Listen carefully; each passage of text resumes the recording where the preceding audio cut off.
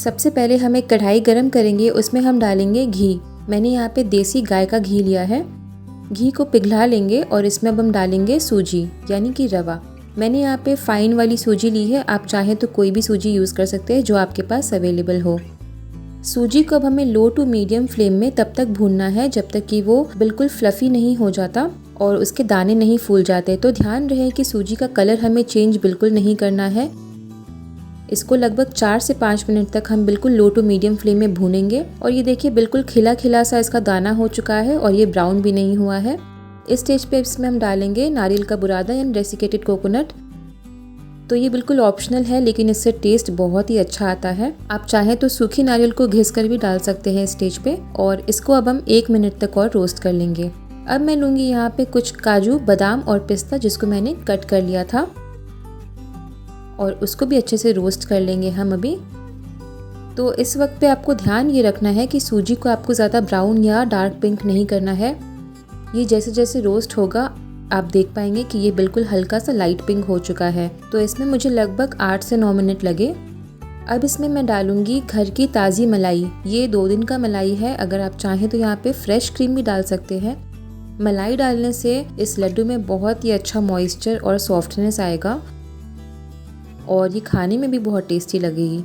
तो अगर आपके पास मलाई ना हो तो आप सिर्फ दूध डाल सकते हैं, लेकिन अगर आपके पास मलाई हो तो इसे ज़रूर डालें। फ्लेम को इस वक्त बिल्कुल लो टू मीडियम पे रखना है और इसको लगातार आप चलाते रहें जब तक कि मलाई अब्जॉर्ब नहीं हो जाता। अब इसमें मैं डालूंगी जैगरी यानी कि गुड़। तो मैंने इस रेसिपी में गुड़ का इस्तेमाल किया है, आप चाहे तो यहाँ पे पिसी हुई चीनी का भी इस्तेमाल कर सकते हैं। गुड़ डालने से इस रेसिपी में बहुत ही अच्छा टेस्ट और फ्लेवर आता है और ये हेल्दी भी बन जाता है, इसलिए मैं यहाँ पे गुड़ का इस्तेमाल कर रही हूँ। तो आप बिल्कुल लो फ्लेम में इसको चलाएंगे तो गुड़ भी पिघलना स्टार्ट हो जाएगा। अब इसमें मैं डालूंगी बिल्कुल ज़रा सा दूध। दूध नॉर्मल रूम टेम्परेचर का है, आप चाहे तो गर्म दूध भी डाल सकते हैं। दूध डालने से 2 चीज़ें होंगी, एक तो जो सूजी का मिक्सचर है वो भी सॉफ्ट हो जाएगा और जो गुड़ हमने डाला है वो भी मेल्ट हो जाएगा। तो इसको लगभग 1 मिनट तक चलाएं और ये आप देख सकते हैं कि सूजी का मिक्सचर बिल्कुल बाइंड हो रहा है और अच्छे से सेट भी हो रहा है। जो दूध हमने डाला है वो सूजी ने अच्छे से अब्जॉर्ब कर लिया है और ये अभी लड्डू बनाने के लिए बिल्कुल परफेक्ट है। तो आप अपनी हाथ की मदद से चेक भी कर सकते हैं अगर आपका मिक्सचर इस तरीके से बाइंड हो रहा है, यानी कि आप इसके लड्डू बना सकते हैं। अगर आपका मिक्सचर ड्राई लग रहा है तो आप उसमें हल्का सा दूध और डाल सकते हैं। तो हमारा सूजी का मिक्सचर बिल्कुल रेडी है। फ्लेम को इस वक्त आप ऑफ कर दीजिए और इस मिक्सचर को बिल्कुल हल्का सा ठंडा होने दीजिए ताकि आप लड्डू आराम से बना पाए। तो मैंने लगभग यहाँ पे 1 मिनट तक मिक्सचर को बाहर रखा। इसमें लास्ट में मैं डालूंगी इलायची का पाउडर फ्लेवर के लिए और अच्छे से इलायची के पाउडर को मिक्स कर लेंगे।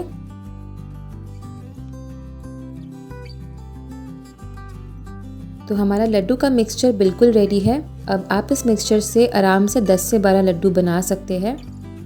तो अपनी हाथों को हल्का घी लगाकर ग्रीस कर लें ताकि लड्डू चिपके नहीं और आराम से बंधे, और आप इस तरीके से लड्डू बना सकते हैं। तो अगर आपको इस वक्त पे लगे कि आपका मिक्सचर बहुत ड्राई है, आप लड्डू नहीं बना पा रहे हैं, तो आप इस मिक्सचर में 2 से 3 चम्मच गर्म दूध मिलाएंगे तो लड्डू आराम से बन जाएगा। और क्योंकि हमने इसमें दूध का इस्तेमाल किया है और मलाई का इस्तेमाल किया है तो ये लड्डू मुश्किल से 2 दिन आप बाहर रख के खा सकते हैं, और अगर आप इसको फ्रिज में रखेंगे तो ये 10 दिन तक बिल्कुल ख़राब नहीं होंगे। तो हमारा बहुत ही टेस्टी लड्डू बन के रेडी है। आप इस लड्डू को एंजॉय कर सकते हैं कहीं भी, किसी भी ओकेजन में, या फिर जब भी आपको मीठा खाने का मन कर रहा हो, कुछ फटाफट से बनाना हो। तो बहुत ही ईजी रेसिपी है, एक बार इस रेसिपी को ज़रूर ट्राई कीजिए, आपको ये बहुत ही पसंद आएगी। अगर आप ऐसे और हेल्दी और इजी रेसिपीज़ देखना चाहते हैं तो हमें यूट्यूब पे सब्सक्राइब कीजिए, हमारे फेसबुक पेज को फॉलो कीजिए और हमें इंस्टाग्राम में भी आप फॉलो कर सकते हैं डेली अपडेट्स के लिए। मिलती हूँ एक और नई रेसिपी के साथ, तब तक के लिए bye bye and take care.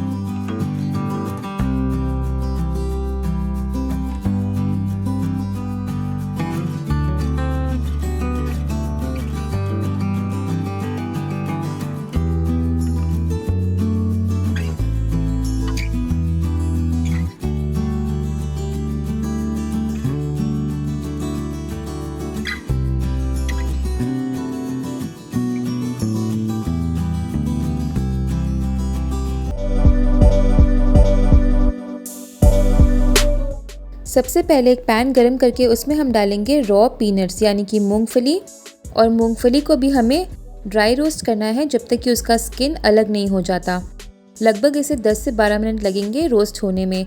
अगर आप मार्केट से रेडीमेड रोस्टेड मूंगफली लेकर आ रहे हैं तो आपको ये स्टेप करने की ज़रूरत नहीं है, लेकिन अगर आप इसको घर पे रॉ पीनट्स को रोस्ट करते हैं तो इसका अरोमा भी अच्छा आता है और जो लड्डू हम बना रहे हैं वो भी बहुत फ्रेश रहता है।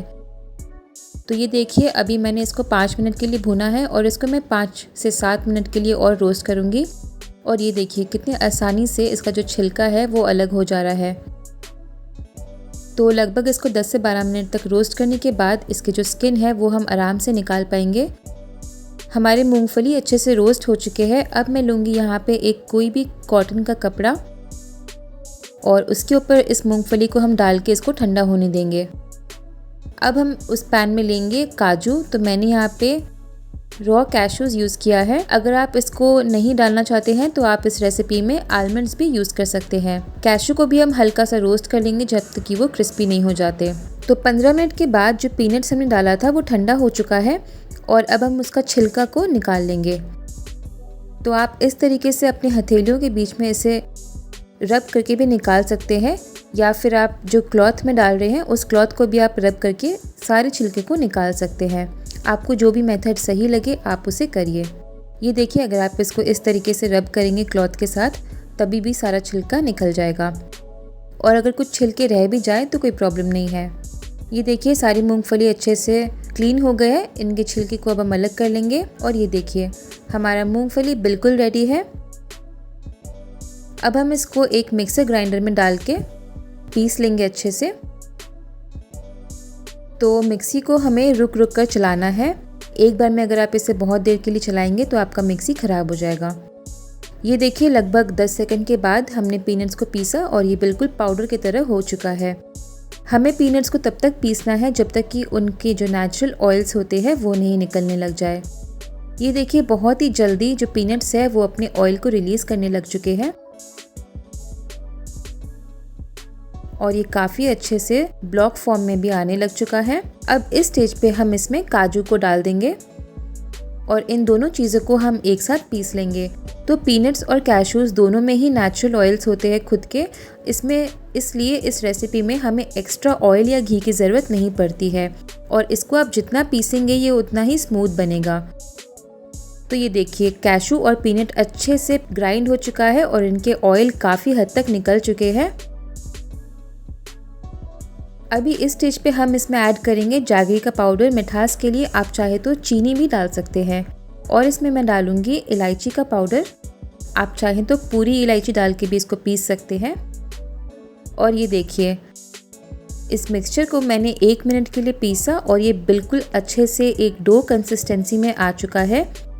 अब इस डो से हमें लड्डू बांधने में बिल्कुल भी मुश्किल नहीं होगी। ये देखिए कितना स्मूथ डो बना है।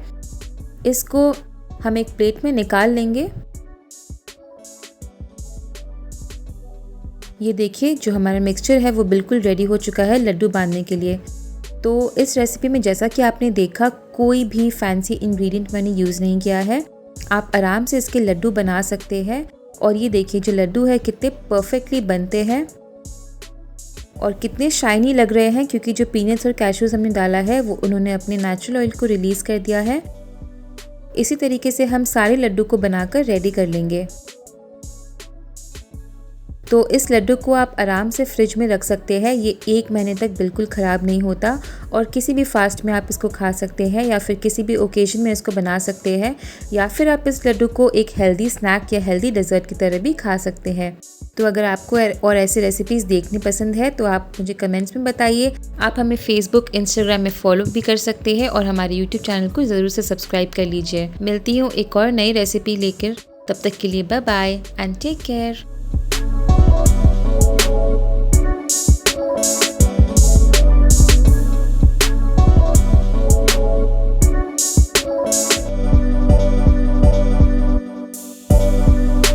तो सबसे पहले हम 1 लीटर दूध ले लेंगे एक कढ़ाई में और इसको हम गर्म कर लेंगे। तो मैंने यहाँ पे आज गाय का दूध इस्तेमाल किया है। दूध को अभी हमें गाढ़ा करना है जब तक कि वो आधा नहीं हो जाता रिड्यूस होके। ये देखिए, लगातार इसको चलाते रहे बीच बीच में, वरना ये नीचे से चिपक भी सकता है। दूध अच्छे से गाढ़ा हो चुका है। अब इसमें मैं डालूँगी छेना, जो कि दूध को फाड़ के बनाया जाता है। तो ये लगभग आधा लीटर दूध का छेना हमने डाला है इसमें। छेना कैसे बनाया जाता है अगर आपको ये जानना है तो आप मुझे कमेंट्स में ज़रूर बताइए, मैं आपको इसका वीडियो शेयर कर दूँगी। अब इसमें मैं ऐड करूँगी डेसिकेटेड कोकोनट यानी नारियल का बुरादा। नारियल का बुरादा ऑप्शनल है वैसे, लेकिन अगर आप इसको डालते हैं तो इससे बर्फ़ी का टेस्ट दुगना हो जाता है। अगर आपके पास बुरादा ना हो तो आप सूखी नारियल को घस कर भी इसमें डाल सकते हैं। नारियल डालने से इस बर्फ़ी में बहुत ही अच्छा थिकनेस आ जाता है। ये देखिए बहुत ही फटाफट से थिक भी होना स्टार्ट हो चुका है। तो मैं रेकमेंड करूँगी कि नारियल इसमें ज़रूर डालिए, इससे टेस्ट भी बहुत अच्छा हो जाता है। अब इसमें हम डालेंगे इलायची का पाउडर। तो मैंने नॉर्मली इलायची को पीस लिया था मिक्सी में और इसमें ऐड कर दिया है।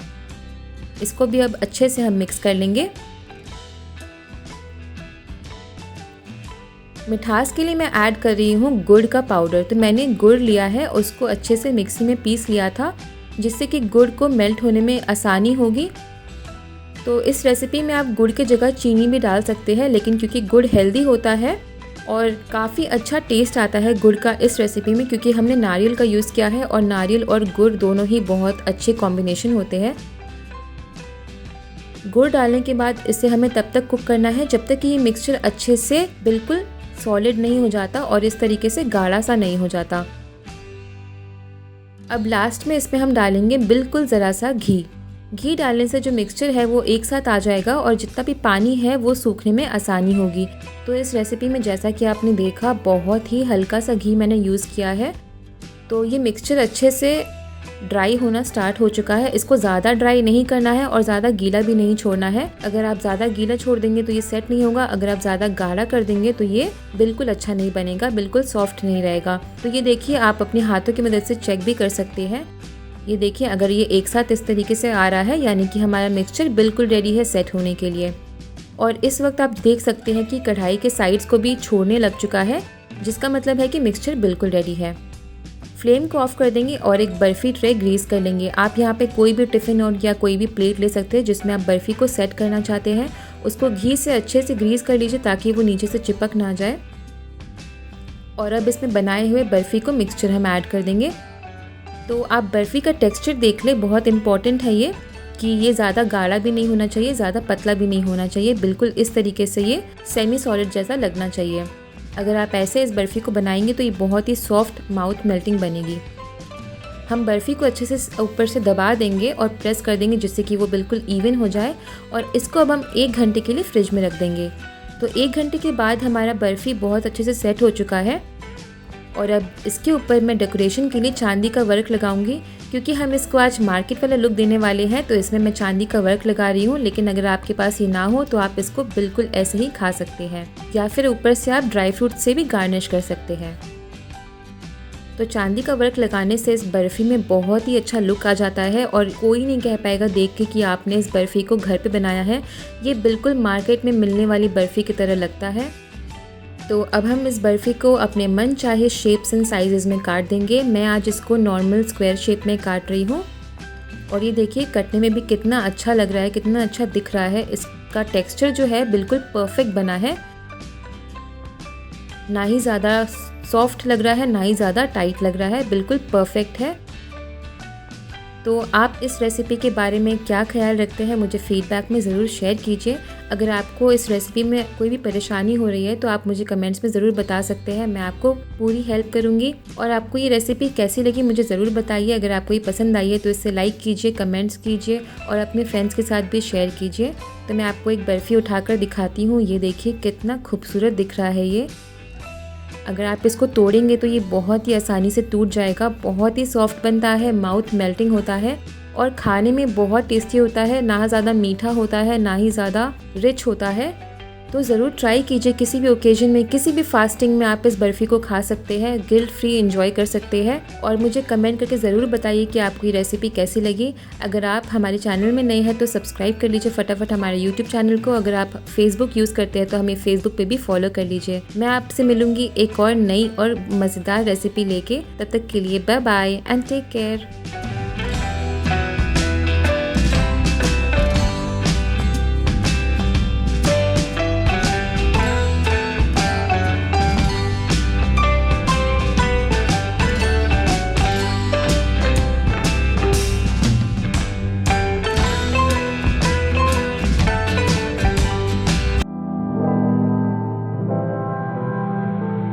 सबसे पहले एक बोल में हम लेंगे घी। तो घी जो है वो ज़्यादा पिघला हुआ नहीं है, अभी भी जैसा आप देख सकते हैं सेमी सॉलिड स्टेट में है। इसमें हम ऐड करेंगे जैगरी पाउडर। आप जैगरी पाउडर के जगह पे नॉर्मल गुड़ को भी छोटे टुकड़ों में काट के ऐड कर सकते हैं। और अब एक विस्क की मदद से हम इन दोनों चीज़ों को अच्छे से मिक्स कर लेंगे और तब तक इसको विस्क करेंगे जब तक कि ये बहुत ही लाइट और फ्लफ़ी नहीं हो जाता। तो जैगरी पाउडर और घी को जब आप इस तरीके से फेंटते रहेंगे तो वो बहुत ही अच्छा फ्लफ़ी टेक्सचर का हो जाएगा, बहुत ही सॉफ्ट हो जाएगा और उसका कलर भी लाइट हो जाएगा। तो ये देखिए बिल्कुल अच्छा सा क्रीमी सा पेस्ट आपको अभी दिख रहा है। इससे जो बर्फ़ी है बहुत ही सॉफ्ट और स्मूथ बनता है। अब इसमें ऐड करेंगे डेसिकेटेड कोकोनट यानी नारियल का बुरादा। तो ये कोकोनट पाउडर या फिर फ्लेक की कोकोनट नहीं है, ये डेसिकेटेड कोकोनट है। मार्केट में आसानी से मिल जाता है या फिर आप ऑनलाइन भी परचेज़ कर सकते हैं। तो मैंने यहाँ पे 2 कप कोकोनट लिया है और ये मेरे पास है कैशू नट्स जिसको मैंने मिक्सर ग्राइंडर में नॉर्मली डाल के पीस लिया था। तो ये कैशू पाउडर है, इससे नारियल का बर्फ़ी का टेस्ट बहुत ज़्यादा एनहांस हो जाता है। और अगर आपके पास ये ना हो तो आप इसके जगह पे मिल्क पाउडर भी ऐड कर सकते हैं। इसमें हम डालेंगे फ्लेवर के लिए इलायची का पाउडर और अब हम इन सब चीज़ों को बहुत अच्छे से मिक्स कर लेंगे जिससे कि सारे इंग्रेडिएंट्स अच्छे से कंबाइन हो जाए। तो जो मिक्सचर है अभी हल्का ड्राई लग रहा है, तो इसको हल्का सॉफ्ट करने के लिए इसमें मैं ऐड करूँगी दूध। दूध बहुत ही थोड़ा सा ऐड करना है, ज़्यादा नहीं ऐड करना है, क्योंकि जब जैगरी और बाकी सारी चीज़ें अच्छे से मिक्स होगी तो फिर वो अपने आप ही बहुत अच्छे से स्मूथ हो जाएगा। तो 1/4 कप के लगभग हमने दूध ऐड किया है। अब इस मिक्सचर को हम एक कढ़ाई में डाल के पका लेंगे। तो इसको ज़्यादा नहीं पकाना है, 2 से 3 मिनट अगर आप इसको पकाएंगे तो जो जैगरी है अच्छे से मेल्ट हो जाएगी और मिक्सचर एक साथ आ जाएगा और जो कोकोनट का हल्का रॉ फ्लेवर है वो भी चला जाएगा। तो इसको तब तक चला के पकाते रहिए जब तक कि आपको हल्का घी नहीं दिखने लग जाए। जो घी हमने डाला था वो सेपरेट हो जाएगा और मिक्सचर का जो कलर है वो हल्का चेंज हो चुका है और देखिए काफ़ी स्मूथ और रिच लग रहा है अभी ये। तो जितना जैगरी हमने डाला था वो सारा मेल्ट हो चुका है और मिक्सचर बिल्कुल परफेक्टली कुक हो चुका है। इसको मैंने लगभग 3 मिनट तक कुक किया था। तो हमारा बर्फ़ी का मिक्सचर रेडी है। इसको हम लगभग 5 मिनट तक ठंडा होने देंगे और 5 मिनट के बाद हम बर्फ़ी को सेट करेंगे, जिसके लिए मैंने यहाँ पे लिया है एक एल्यूमिनियम का टिन।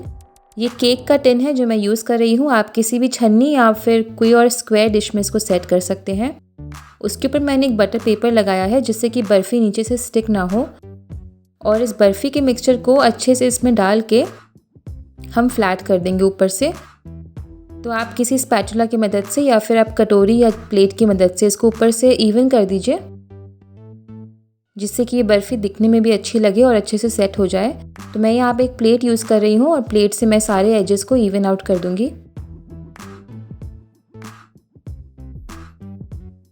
अगर आपके पास बटर पेपर ना हो तो आप नॉर्मली घी से ग्रीस करके भी यूज़ कर सकते हैं किसी भी केक टिन को।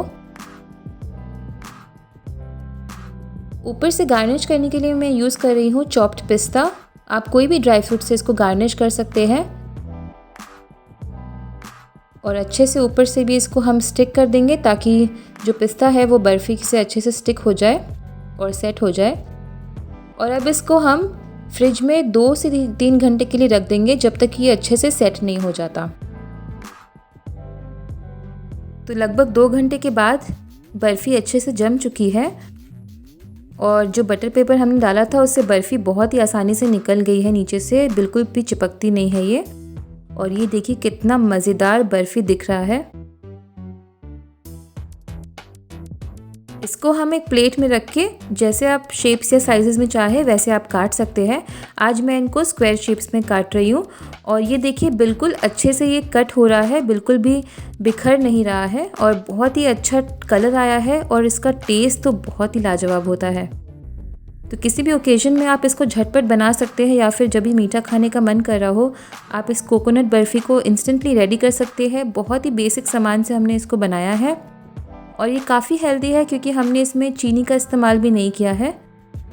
तो देखिए इसका टेक्सचर जो है कितना बढ़िया आया है, बिल्कुल सॉफ्ट माउथ मेल्टिंग टेक्सचर का बर्फ़ी। तो ज़रूर बनाइए इस त्योहारों में इस नारियल और गुड़ की बर्फ़ी को और अपने फीडबैक मेरे साथ शेयर करना ना भूलें।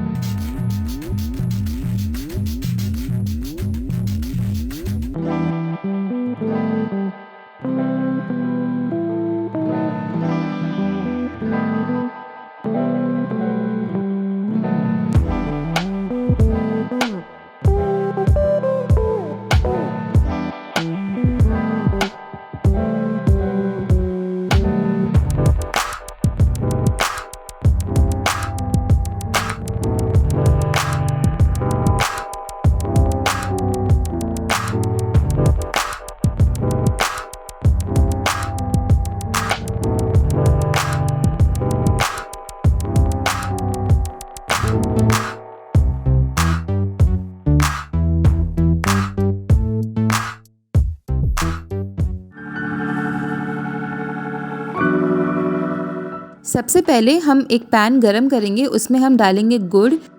ये मैंने जैगरी पाउडर लिया है और उसमें ऐड करेंगे पानी और इसको अच्छे से मिक्स करके हम मीडियम फ्लेम में तब तक कुक करेंगे जब तक कि ये जो गुड़ की चाशनी है ये हल्की स्टिकी नहीं हो जाती। तो हमें यहाँ पे 1 तार या 2 तार की चाशनी नहीं बनानी है, बस हम गुड़ को तब तक कुक करेंगे जब तक कि वो स्टिकी नहीं हो जाता। तो आप अपने फिंगर्स के बीच में इसको टेस्ट कर सकते हैं। इसमें डालेंगे हम इलायची का पाउडर। तो अगर आप गुड़ की चाशनी में ही इलायची का पाउडर मिक्स कर देंगे तो उसका फ्लेवर बहुत ही अच्छा एनहांस होके आता है। अब इसको हम मीडियम फ्लेम में 5 से 6 मिनट तक कुक कर लेंगे, या फिर जब तक कि आपका गुड़ अच्छे से स्टिकी नहीं लगने लगता। तो मैं यहाँ पे चेक कर रही हूँ कि मेरी गुड़ जो है वो स्टिकी हो गई है कि नहीं। तो अभी ये और पकेगी। जैसा कि आप देख सकते हैं अभी इसमें स्टिकीनेस नहीं आया है।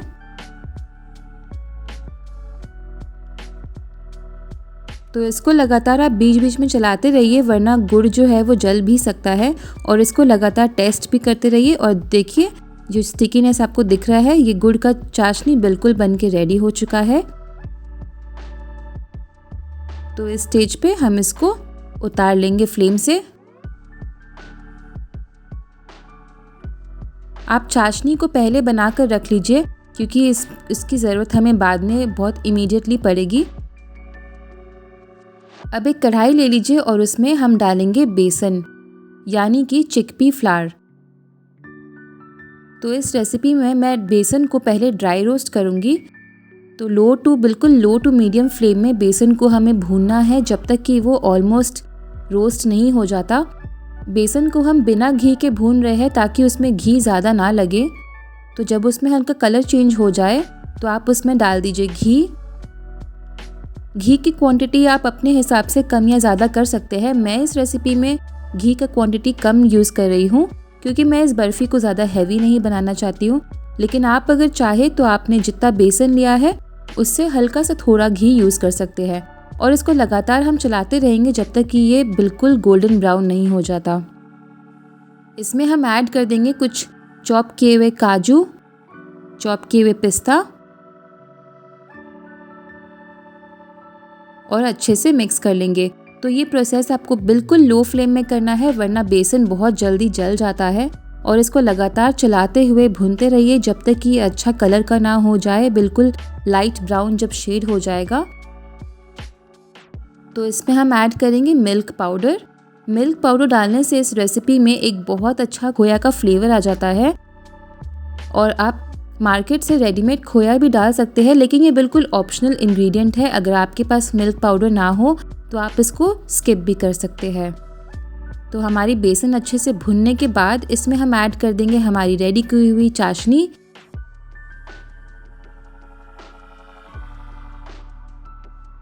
और चाशनी को डाल के हम एक बार अच्छे से इस बर्फ़ी को चला लेंगे। तो देखिए बिल्कुल अच्छे से ये बेसन भी भुन चुका है और चाशनी डालते ही इसका जो टेक्सचर है बिल्कुल परफेक्ट आ चुका है बर्फ़ी जमाने के लिए। तो ये इसने पैन के साइड्स को भी छोड़ दिया है। और जैसा कि आप देख सकते हैं इसमें घी ज़्यादा नहीं दिख रहा है, तो अगर आप चाहे तो इसमें घी कम या ज़्यादा अपने हिसाब से कर सकते हैं। तो मैं ले रही हूँ एक स्क्वायर बेकिंग ट्रे। आप कोई भी छन्नी या फिर बर्तन में इसको जमाने के लिए रख सकते हैं।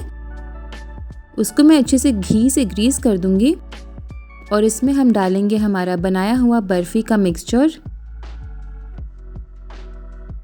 और इसको फ्लैट कर देंगे। आप एक कटोरी की मदद से भी इसको फ्लैट कर सकते हैं।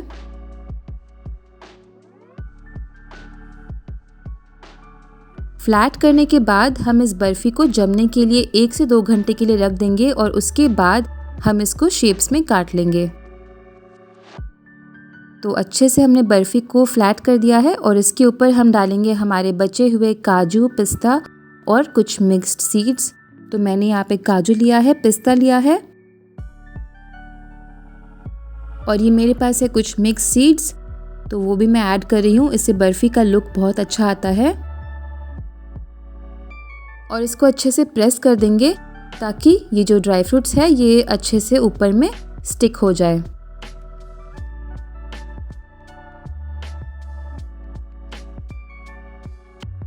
इस बर्फ़ी को हम 1 से 2 घंटे तक रूम टेम्परेचर में ही रख देंगे और इसको सेट होने के लिए छोड़ देंगे। और 1 से 2 घंटे के बाद बर्फ़ी अच्छे से सेट हो गई है। जैसा कि आप देख सकते हैं इसका जो टेक्सचर है बहुत ही अच्छा आया है। इसको हम अब अपने शेप्स एंड साइज़ेस के हिसाब से काट लेंगे। तो मैं यहाँ पे स्क्वायर शेप में बर्फ़ी को काट रही हूँ। आप चाहे तो इसके ट्रायंगल्स या रेक्टेंगल शेप में भी इसको काट सकते हैं। तो आप इसको अपने मन चाहे शेप्स में काट लीजिए। और ये देखिए जो बर्फ़ी है बहुत ही अच्छी बनी है, बहुत ही अच्छा टेक्स्चर आया है और इसका जो थिकनेस है वो भी परफेक्ट है, जो कि आप अपने चॉइस के हिसाब से एडजस्ट कर सकते हैं। तो किसी भी त्योहार में ये बेसन की बर्फ़ी बनाइए और अपने परिवार को हेल्दी बेसन की बर्फ़ी खिलाइए और मुझे ज़रूर बताइए कि उनको ये कैसा लगा। ऐसे और भी रेसिपीज़ देखने के लिए मेरे चैनल क्रेजी फॉर हेल्थ को सब्सक्राइब कर लीजिए और बगल दिए हुए बेल आइकन को दबाना ना भूलिए ताकि आप हमारे फ्यूचर के वीडियो से अपडेटेड रहेंगे।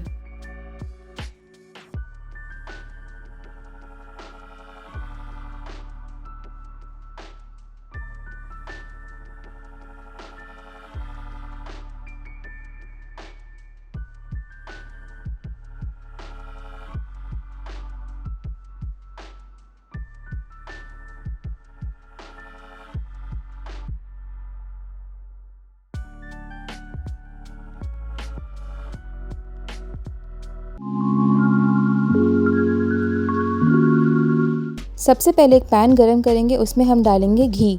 तो मैंने यहाँ पे लगभग 1 चम्मच घी यूज़ किया है। घी को गरम कर लेंगे और अब इसमें हम कुछ ड्राई फ्रूट्स डालेंगे। तो मैंने यहाँ पे पिस्ता का इस्तेमाल किया है। अब मैं डालूँगी बादाम और इसमें हम डालेंगे काजू। तो ड्राई फ्रूट्स आप अपने मन के कोई भी यूज़ कर सकते हैं, जैसे वॉलनट्स या फिर किशमिश, और आप चाहें तो इनमें से कोई भी एक ड्राई फ्रूट से भी ये रेसिपी को बना सकते हैं। इन ड्राई फ्रूट्स को अब हम हल्का सा क्रंची होने तक भून लेंगे, लगभग 3 से 4 मिनट के लिए। ज़्यादा जलाना नहीं है इसको, बस हल्का सा ब्राउन करना है। अब इसको हम ठंडा होने के लिए साइड में रख देंगे।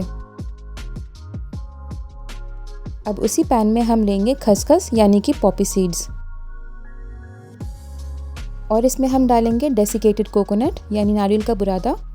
और इन दोनों चीज़ों को भी हम बिल्कुल लो फ्लेम में हल्का सा रोस्ट कर लेंगे जब तक कि नारियल का हल्का सा कलर चेंज नहीं हो जाता। तो ध्यान रखना है कि इन सब चीज़ों को बिल्कुल लो फ्लेम में सौटे करना है, वरना ये जल सकता है। ये भी रेडी है, इसको भी साइड रख लेंगे। अब जो नट्स है वो अच्छे से ठंडा हो चुका है। इसको हम एक मिक्सी में डाल लेंगे और इसको बिल्कुल कोर्सली ग्राइंड कर लेंगे। तो इसको फाइन पाउडर नहीं करना है, बिल्कुल हल्का सा दरदरा सा रखना है।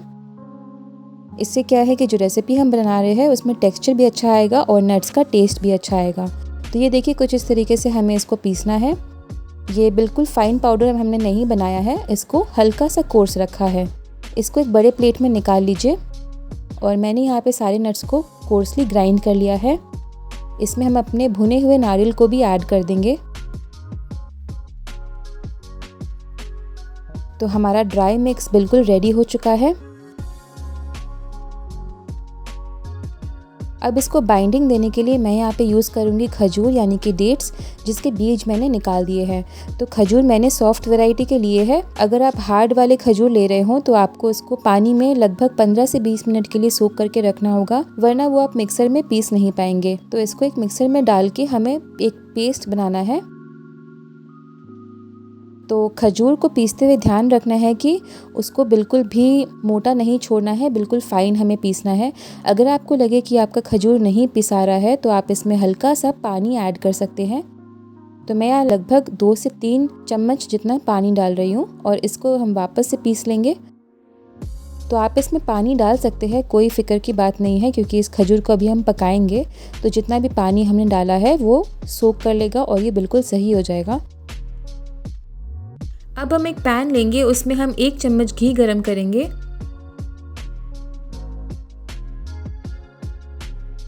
और अब हम इसमें बनाए हुए अपने खजूर के पेस्ट को डाल देंगे। फ्लेम को इस वक्त बिल्कुल लो टू मीडियम में रखना है और इस खजूर के पेस्ट को हम तब तक पकाएंगे जब तक कि ये बिल्कुल एक आटे की तरह नहीं लगने लग जाता। खजूर के पेस्ट को पकाने का 2 रीज़न है, एक तो इसका टेस्ट बहुत इन्हांस हो जाता है और दूसरा ये है कि जो बर्फ़ी आज हम बना रहे हैं वो बहुत ही लंबे समय तक टिकता है। तो जितना भी पानी इसमें हमने ऐड किया है वो बिल्कुल ड्राई हो जाएगा और ये देखिए कुछ ही मिनटों में ये खजूर जो है अच्छे से डो की तरह लगने लग गया है। इसको हम अपने बनाए हुए ड्राई फ्रूट मिक्सचर में डाल देंगे। तो आज मैंने जो क्वांटिटी दिखाया है, अगर आप इसी क्वांटिटी से बनाएं इसको तो ये बिल्कुल परफेक्ट बनेगा। इसमें मैंने थोड़ा सा इलायची का पाउडर डाल दिया है और जब खजूर हल्का सा ठंडा हो जाए तब इसको आप अपनी हाथों से इस तरीके से एक डो बना लीजिए। तो अगर आप चाहें तो आप इस रेसिपी को कम या ज़्यादा अपने चॉइस के हिसाब से कर सकते हैं, लेकिन अगर आप मेरे दिए हुए क्वांटिटी से बनाएंगे तो आपका जो बर्फ़ी है बहुत ही अच्छा से सेट होगा और काफ़ी अच्छा बनेगा। तो ये देखिए हमारा बर्फ़ी का मिक्सचर बिल्कुल रेडी है। अब हम एक ट्रे लेंगे, उसके ऊपर एक बटर पेपर लगा देंगे जिससे कि बर्फ़ी नीचे से सटेगा नहीं। आप चाहे तो बर्फ़ी के ट्रे को घी से ग्रीस भी कर सकते हैं और अब हम अपने बनाए हुए बर्फ़ी के मिक्सचर को इसके ऊपर ट्रांसफ़र कर देंगे। तो ये जो बर्फ़ी आज हम बना रहे हैं इसको सेट करना बहुत ही आसान है, क्योंकि जो हमने इसमें खजूर का पेस्ट डाला है उससे ये मिक्सचर को बहुत ही अच्छा बाइंडिंग मिलता है और आपका बर्फ़ी काफ़ी लंबे समय तक स्टोर भी होकर रखता है, क्योंकि इसमें हमने कोई भी दूध या डेयरी प्रोडक्ट या फिर पानी नहीं डाला है। तो आराम से आप इस बर्फ़ी को 3 से 4 महीने तक भी खा सकते हैं ज़्यादा क्वांटिटी में बना के। तो ये देखिए हम इस तरीके से बर्फ़ी को अच्छे से सेट कर देंगे और इसको लेवल करके एक स्क्वायर शेप दे देंगे और इस बर्फ़ी को अब हम 1 से 2 घंटे के लिए इस तरीके से ही जमने देंगे जब तक कि ये अच्छे से सेट नहीं हो जाता। आप चाहे तो इसको फ्रिज में भी रख सकते हैं। और ये देखिए करीब 2 घंटे के बाद मैंने इसको निकाल लिया है और ये बहुत ही अच्छे से सेट भी हो चुका है। जैसा कि आप देख सकते हैं ये बहुत ही अच्छा ब्लॉक बन चुका है। अब इसको हम अपने मनचाहे शेप्स में काट सकते हैं। तो आज मैं इन बर्फ़ी को स्क्वायर शेप में काट रही हूँ। आप चाहे तो इनको ट्रायंगल या रेक्टेंगल कैसे भी काट सकते हैं। और ये जो शुगर फ्री बर्फ़ी है इससे बहुत ही अच्छा एनर्जी बूस्ट मिलता है। आप डेली एक बर्फ़ी खा सकते हैं, इसमें कोई भी प्रॉब्लम नहीं है। ये डेज़र्ट की तरह काम करता है और बहुत ही टेस्टी होता है खाने में। तो अगर आप ऐसे और मज़ेदार हेल्दी रेसिपीज़ देखना चाहते हैं तो मुझे ज़रूर बताइए कमेंट्स में, और आपको आज की वीडियो कैसी लगी ये भी हमें बताइए। हमारे फेसबुक को फॉलो कर लीजिए और हमें इंस्टाग्राम में भी फॉलो कर सकते हैं। हमारे यूट्यूब चैनल को सब्सक्राइब कर लीजिए। मिलती हूँ एक और नई रेसिपी के साथ, तब तक के लिए bye bye and take care.